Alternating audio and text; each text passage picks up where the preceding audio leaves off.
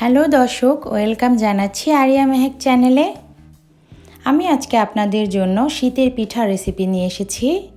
আজকে আমি আপনাদের গুড়ের পাটিসাপটা পিঠা করে দেখাবো।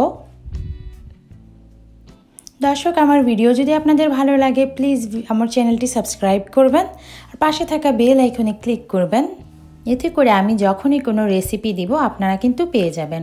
তাহলে চলুন পিঠা বানাতে চলে যাই। আমি এখানে কিছু টিপস দিব যাতে পিঠা না ভাঙে সেটিও। তো আমি প্রথমে 3 কাপ চালের গুঁড়া নিয়ে নিচ্ছি। শুকনা বাজারে যে কিনতে পাওয়া যায় চালের গুঁড়া সেটাই। আর দিয়ে নিচ্ছি 1 কাপ ময়দা। চালের গুঁড়ার সাথে ময়দাটা দেওয়ার কারণে পিঠাটা বেশি দিন সফট থাকবে। আপনারা এটি ইচ্ছে করলে অনেক দিনও রাখতে পারবেন, পিঠাটা একদম শক্ত হবে না। দিয়ে নিচ্ছি আমি 1 চা চামচ লবণ। আমি একটু লবণটা মিশিয়ে নিচ্ছি।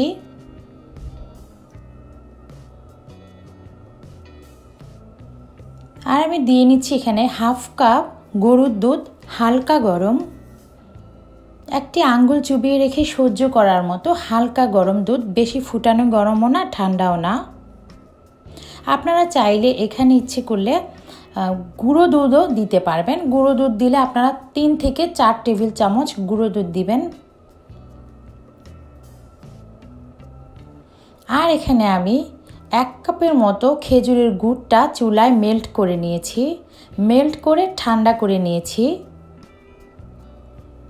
গরম গুড়টা দেয়া যাবে না, গুড়টা অবশ্যই আপনাকে মেল্ট করে চুলাতে তারপরে ঠান্ডা করে গুড়টা এখানে মিশাতে হবে। দর্শক, আপনারা যারা ময়দা আর চালের গুঁড়োটা দিবেন সেটা কিন্তু পরিমাণ ঠিক করে দিবেন, কারণ আমি 3 কাপ চালের গুঁড়োতে 1 কাপ ময়দা দিয়েছি। অনেক বেশি ময়দা দিবেন না। আমি পুরো উপকরণটি একটু মিশিয়ে নিয়েছি। এখন আমি হাত দিয়ে লাম্পসগুলো ভেঙে নিব। আসলে এই কাজটা হাত দিয়ে করলেই ভালো হয়, কারণ হচ্ছে গিয়ে পুরোটা জিনিস চালের গুঁড়ো আর ময়দার এই জিনিসটা জমাট বেঁধে যেতে পারে। তো আমরা এটা হাত দিয়ে কিন্তু লাম্পসগুলোকে ভেঙে নিতে হবে। আর আমি নিয়েছি পানি। পানিটা একদম ঠান্ডাও না একদম গরমও না, এটা কোনো চুলায় দেওয়া হয়নি, জাস্ট নর্মাল টেম্পারেচারের পানি। এবং আস্তে আস্তে পানিটা দিয়ে আমাকে ব্যাটারটা তৈরি করতে হবে। আপনারা যারা ট্যাপ থেকে সরাসরি পানিটা নেবেন, পানিটা যদি ঠান্ডা হয় সেক্ষেত্রে পানিটা অন্তত 1 ঘন্টা আগে পানিটা রেখে দিবেন। সেক্ষেত্রে পানিটা কিন্তু নর্মাল টেম্পারেচারে হয়ে যাবে। অনেক ঠান্ডা পানিও দেওয়া যাবে না, এতে করে পিঠাটা কিন্তু শক্ত হয়ে যেতে পারে। তবে পুরো ব্যাটারটার ভালো করে লাম্পসগুলো ভেঙে নিয়েছি। এখন আমাকে আস্তে আস্তে করে পানি দিয়ে ব্যাটারটা তৈরি করতে হবে। আমি আসলে ব্যাটারটার উপরে বেশি নজর দিচ্ছি এবং আপনাদেরকে বোঝানোর জন্য একটু ভালো করে করছি। এতে হচ্ছে আপনারা বুঝতে পারবেন যে আসলে কিভাবে করলে পাটিসাপটার ব্যাটারটা ভাঙবে না। এই যে দেখুন, আমার এটা পাতলাও না ঘনও না, এইরকম মসৃণ একটা ব্যাটার হবে। আপনারা বুঝবেন কিভাবে, এভাবে চামচে নেবেন আর দেখবেন যে খুব ঘন হয়ে জিনিসটা পড়ছে, পাতলাও না ঘনও না। সেই জন্য খুব আস্তে আস্তে ধীরে ধীরে পানিটা আপনাকে দিতে হবে। একসাথে অনেক পানি দিবেন না, এতে করে বুঝতে সমস্যা হবে আসলে কতটুকু পানি লাগবে।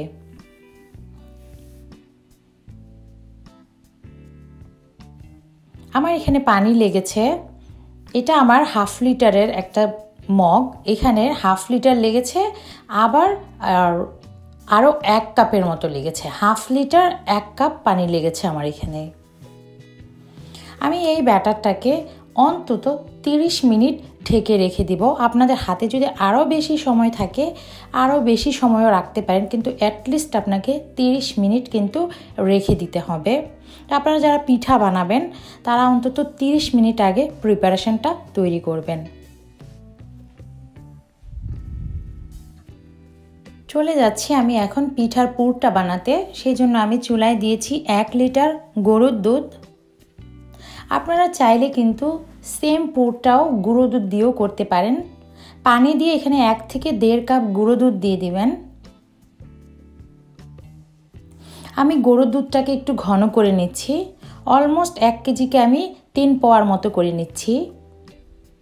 একটু ঘন হলে আসলে পাটিসাপটা পিঠাটা খেতে খুব ভালো লাগে। আর আমি দিয়ে নিচ্ছি এখানে 1 কাপ নারকেল কোড়ানো। ফ্রেশ নারকেলটা দিয়েছি আমি এখানে। ফ্রেশ নারকেলটা দিলে একটু ভালো লাগে। আপনারা অনেকে অবশ্য ডেসিকেটেড কোকোনাট দিয়েও এখন করে, দুটার আসলে দু রকম টেস্ট। তো আমি একটু ঘন করে নিচ্ছি।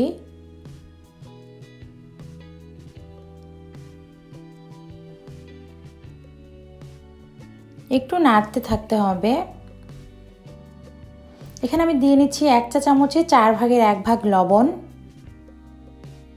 লবণটা এর আগেও কিন্তু আমি ব্যাটারটা তৈরি করতে দিয়েছিলাম, তাই এখানে আমি কম দিচ্ছি। দিয়ে নিচ্ছি আমি 2 টেবিল চামচ গুঁড়ো দুধ। গুঁড়ো দুধটা দিলে খিসাটা খুব ঘন হয় আর খেতেও খুব ভালো লাগে।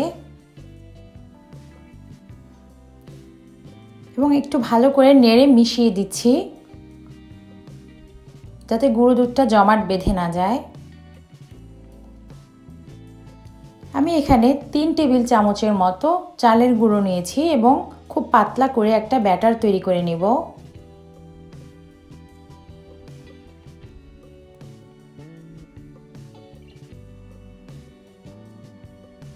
আমি খুব পাতলা করে একটা গোলা তৈরি করে নিয়েছি এবং এটা আমি আস্তে আস্তে আমার খিসাটার মধ্যে দিয়ে দিব।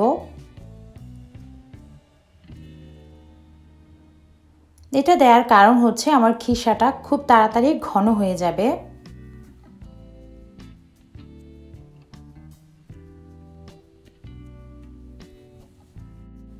আমার এটা ঘন হয়ে গেছে। আমি এর চেয়ে বেশি ঘন করব না, আসলে রেখে দিলে এটা চালের গুঁড়ো দেওয়ার কারণে একটু পরে এমনিতেই ঘন হয়ে যাবে। এটা আমি দিচ্ছি ঠান্ডা হতে। আমি পিঠাগুলো বানাবো। আমি চুলায় দিয়ে দিয়েছি ফ্রাই প্যান। ফ্রাই প্যানটা একটু গরম হওয়ার পরে আমি এখানে হালকা তেল ব্রাশ করে নিয়েছি। তেল ব্রাশটা করার কারণে পিঠাগুলো ভাঙবে না এবং পিঠাগুলো খুব সুন্দর করে উঠে যাবে। তো আমি এখানে এরকম ছোট একটা মেজারমেন্ট কাপ দিয়ে, আপনারা গোল যে কোনো চামচ দিয়ে ব্যাটারটা দিয়ে দিবেন এবং এভাবে ঘুরিয়ে 4-5টা ঘুরিয়ে পিঠার শেপটা দিয়ে নেবেন।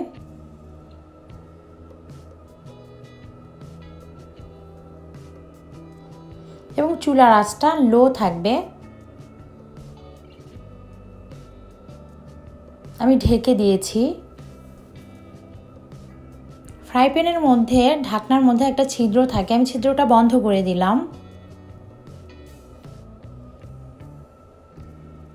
এটা 1 মিনিট পরে আমি ঢাকনাটা খুলে এখন আমি খিসাটা দিয়ে দিচ্ছি। চেষ্টা করবেন এই উল্টানোর কাজটা 2টা চামচ দিয়ে করতে। একটা চামচ ব্যালেন্স করবেন আর একটা চামচ দিয়ে উল্টে নেবেন। তো আমি পিঠার ভাঁজটা করে নিয়েছি। দেখুন আমার খুব সুন্দর পিঠার ভাঁজ হয়ে গেছে।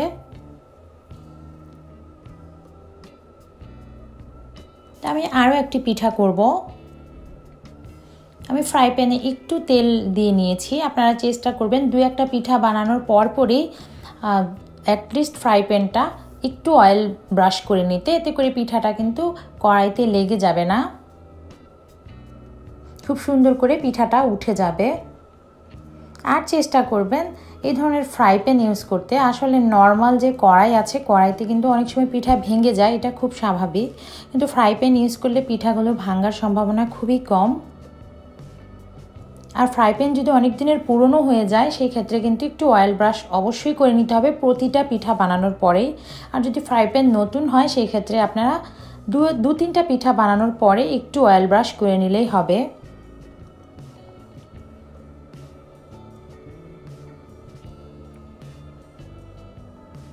আর নতুনদের জন্য বলছি, খিসাটা দেওয়ার আগে নিচের যে ব্রেডটা সেটা কিন্তু হওয়ার পরে, শুকনো হয়ে যাওয়ার পরে এরপরে আপনারা পুরটা দিবেন।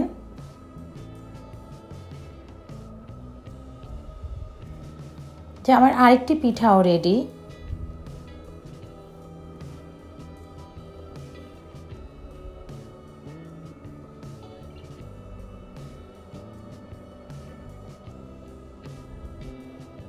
দর্শক, আপনাদের সুবিধার জন্য আমি আরও একটি পিঠা দেখিয়ে দিচ্ছি।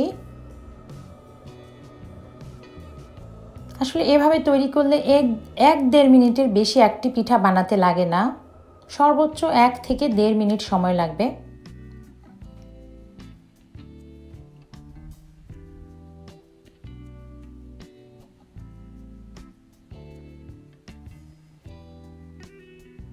আপনাদের সুবিধার জন্যই কিন্তু আমি 3টি পিঠা করে দেখাচ্ছি।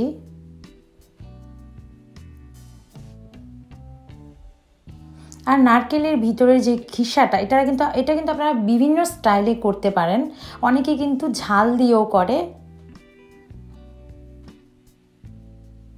দেখুন খুব সুন্দর করে আমার এই পিঠাটাও হয়ে গেল।